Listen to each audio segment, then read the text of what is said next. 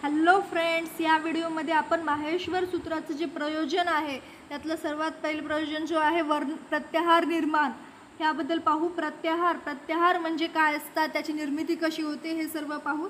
ते प्रत्याहार म्हणजे काय, वर्णानाम समसनम प्रत्याहारः, म्हणजेच वर्णांचे जे आपण संक्षेपण करतो त्याला म्हणतात प्रत्याहार। म्हणजे शॉर्टमध्ये लिहिणं, म्हणजे खूप सारे जर वर्ण दिलेले असतील अ ई उ न असे, ह्या सर्व वर्णाचा जो आहे त्याला शॉर्टमध्ये लिहितो आपण।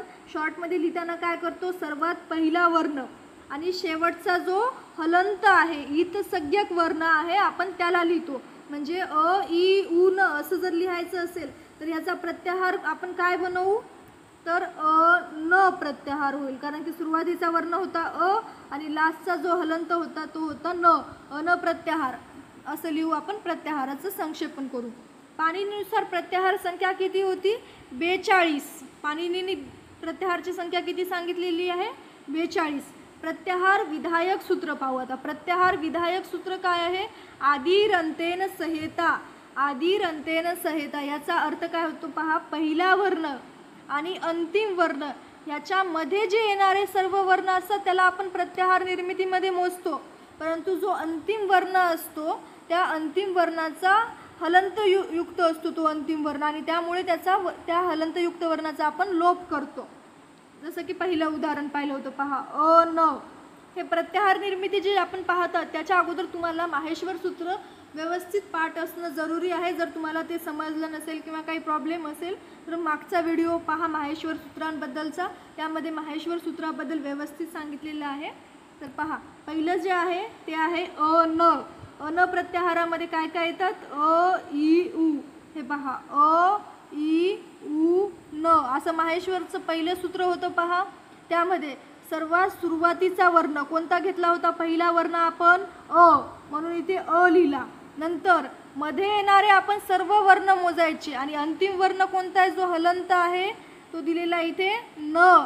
मग अ पासून न पर्यंतचे वर्ण पकडायचे आणि त्यामध्ये येणारे पण सर्व वर्ण पकडायचे। कोणकोणते आहेत, अ ई उ, आणि हा जो अंतिम वर्ण आहे त्या हलंतयुक्त आहे म्हणून त्याचा लोप केला आपण, त्याला इथे धरलं नाही, म्हणून हा झाला अन प्रत्याहार। दुसरा प्रत्याहार पहा, अक प्रत्याहार। अक प्रत्याहारामध्ये पण काय येणार, अ ई उ न रु लु क असं। क जो आहे आणि हा न, इथे हे दोन हलंत आहेत, ह्या हलंतचा आपण लोप करायचा, ईतसंज्ञानुसार आपण ह्यांना मोजण्यात धरायचं नाही। मग प्रत्याहारचे हे आपण लिहितो पहा। अक प्रत्याहारामधली वर्ण जेव्हा लिहितो तेव्हा कोणकोणते वर्ण येणार, अ येणार सुरुवात लिहिला, नंतर ई, नंतर उ, आणि नंतर आलेला हा जो न आहे तो हलंत असल्यामुळे ईतसंज्ञा सूत्रानुसार आपण हलंत सूत्रानुसार याचा लोप करणार, याची ईतसंज्ञा होणार। मग याचा लोप झाला नंतर काय होईल, नंतर काय रू लिहायचं, नंतर लू, आणि नंतर परत हा हलंत आला ह्याचा पण लोप करायचा। मग काय झालं, या अक प्रत्याहारामध्ये कोणकोणते वर्ण आले, अ ई उ रु आणि लू। नंतर आहे अच प्रत्याहार। अच प्रत्याहारामध्ये येतील सर्व स्वर। माहेश्वर सूत्र उच्चारणाबद्दल, लिखाणाबद्दल ज्यांना अजून पण काही प्रॉब्लेम आहे त्यांच्यासाठी परत एक वेळेस पहा, या व्हिडिओमध्ये आपण पाहू माहेश्वर सूत्र कसं लिहायचं। सर्वात सुरुवातीचा जो स्वर वर्ण आहे तो आहे अ। अ पासून सुरुवात होते आणि पहिलं सूत्र आहे अ ई उ न, नंतर आहे रु रु लु क, नंतर आहे ए ओ ग, नंतर आहे ऐ औ श।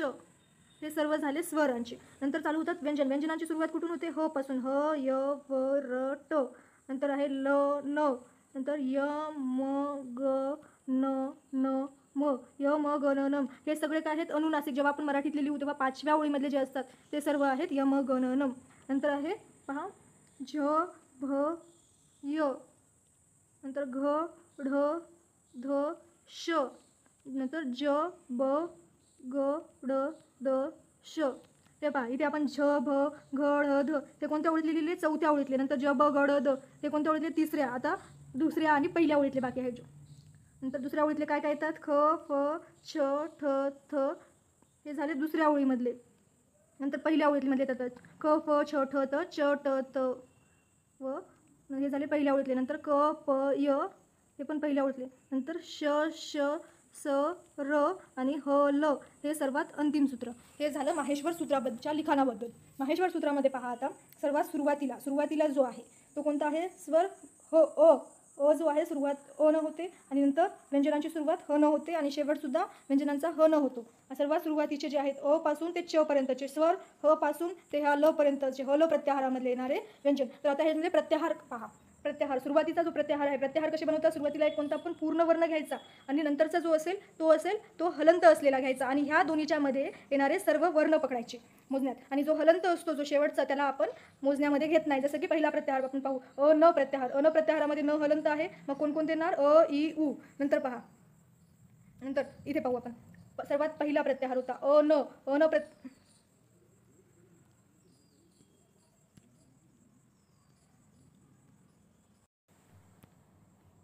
सर्वात पहिला प्रत्याहार पहा माहेश्वर सूत्राचा आहे हा अ न. प्रत्याहार कसे बनवायचे? सर्वात सुरुवातीचा वर्ण घ्यायचा कोणता पण आणि नंतर दुसरा असा वर्ण पकडायचा की ज्यामध्ये हलंत आहे आणि मग सुरुवातीच्या वर्णापासून ते शेवटच्या वर्णापर्यंतचे सर्व मोजायचे. फक्त जो हलंत आहे त्या वर्णाला आपण पकडत नाही. जसे की आपण पहिला प्रत्याहार लिहू पहा.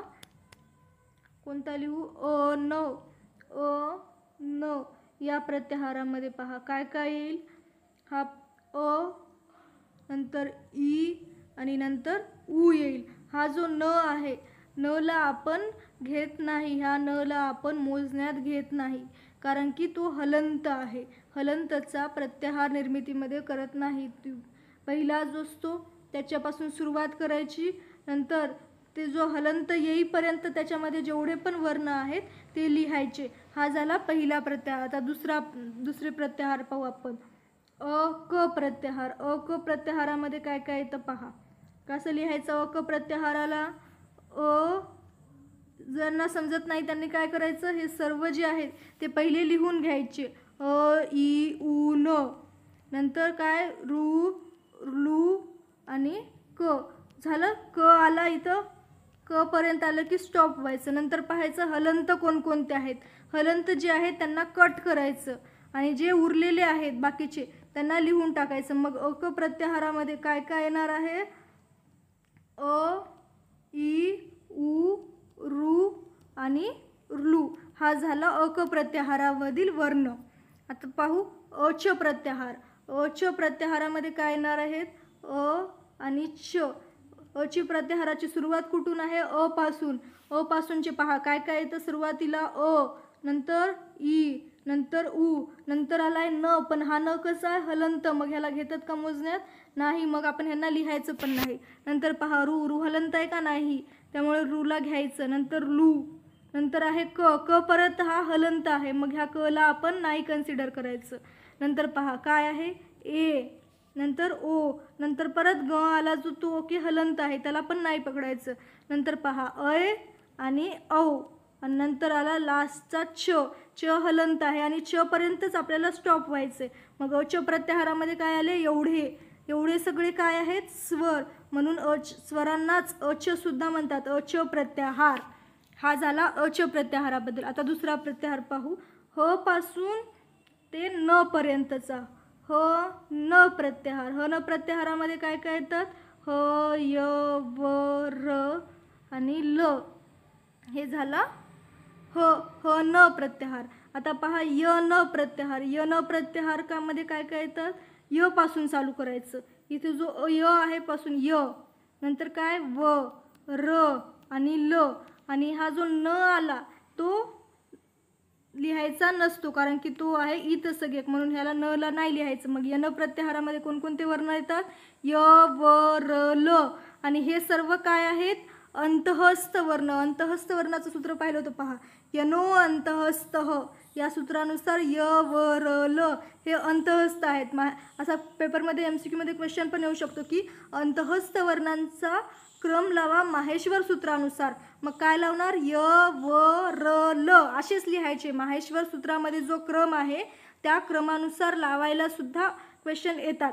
अंतःस्थ वर्णांचा म्हणजेच यन प्रत्याहाराचा क्रम काय काय असेल? य व र ल. आता नंतर पाहू प्रत्याहार.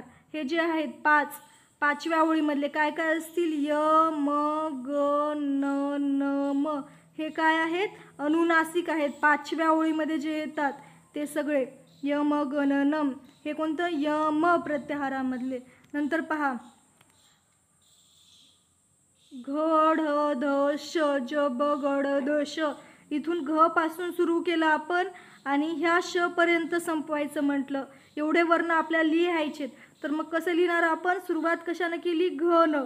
आणि आपल्याला शेवटी कुठे थांबवायचे? श वर. मग शेवटचा वर्ण कोणता आहे? हलंत असलेला तो श लिहायचा. म्हणजे हा कोणता प्रत्याहार झाला?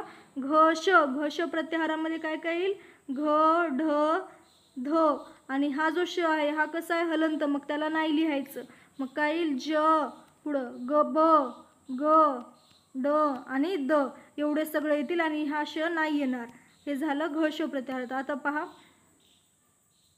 ख व प्रत्याहार. ख व प्रत्याहारामध्ये काय काय येईल? ख सुरुवातीचा असेल. ख पासून चालू करायचं. नंतर काय? ख फ छ ठ थ च ट त. या व च्या अगोदर दुसरा कोणता हलंत नाही म्हणून आपण सगळे लिहिले. व ला नाही लिहिलं कारण की व जो आहे तो आहे हलंत. आता पहा श ल प्रत्याहार. श ल प्रत्याहारामध्ये काय काय येतं? श ल प्रत्याहाराची सुरुवात कुठून करायची? ह्या श पासून. नंतर काय आहे? श. नंतर स. नंतर र आहे परंतु हा न र लिहायचा आहे का? नाही कारण तो हलंत आहे. मग नंतर काय येईल? ह. हा झाला श ल प्रत्याहारामधील वर्ण. श श स ह. आणि ह्यालाच काय म्हणतात? उष्म वर्ण. उष्म वर्णांचा क्रम जर विचारला तर तो काय येईल? श ल प्रत्याहारानुसार श श स ह. माहेश्वर सूत्रानुसार उष्म वर्णांचा क्रम श श स ह असा असेल. हे झालं प्रत्याहार निर्मितीबद्दल. अजून असे जे प्रत्याहार आहेत तुम्ही ह्याची निर्मिती करून पहा. कसे फॉर्म होतात ते पहा. समजलं असेल पहा. सर्वात पहिले कोणता पण वर्ण घ्यायचा.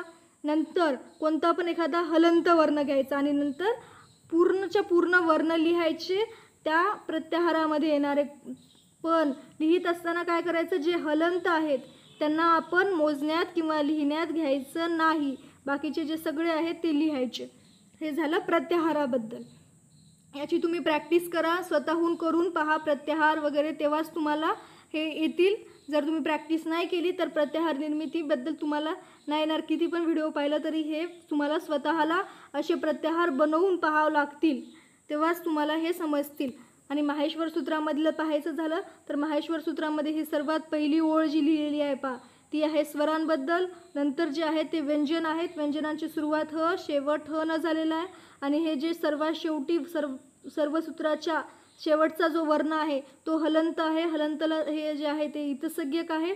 आणि असे इतसंज्ञक वर्ण जे आहेत अंतिम इतसंज्ञक वर्ण म्हणजे जे सूत्राच्या शेवटी आहेत असे आहेत 13. कारण की ह्या न चा जो आहे त्याची पुनरावृत्ती झाली म्हणून अंतिम इतसंज्ञक वर्ण 13. परंतु पूर्ण इतसंज्ञक वर्ण किती असतील? 14. कारण की हा एक कशाची ॲडिशन झाली? ह्या जो ल आहे ल ल न प्रत्याहारामधला ल त्यामध्ये हा अनुनासिक आहे ज्याचा नाकातून उच्चार केला जातो.